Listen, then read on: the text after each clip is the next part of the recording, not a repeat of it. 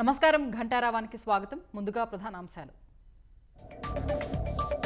బంగ్లాదేశ్ సంక్షోభ పరిణామాలపై అప్రమత్తమైన భారత్. కేంద్ర మంత్రి జైశంకర్ ఆధ్వర్యంలో అఖిలపక్ష భేటీ.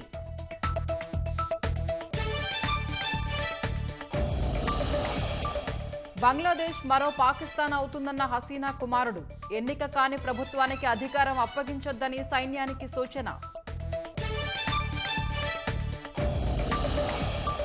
నాగార్జున సాగర్ 22 గేట్లు ఎత్తి నీరు విడుదల. 585 అడుగులకు చేరిన నీటి మట్టం.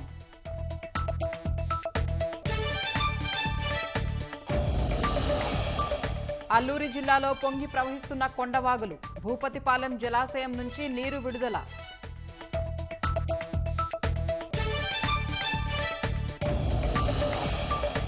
ఉమ్మడి విజయనగరం జిల్లాలో తాగునీటికి తప్పని ఇక్కట్లు. వైసీపీ ప్రభుత్వ నిర్లక్ష్యంతో అటకెక్కిన ఏఐబీ పనులు.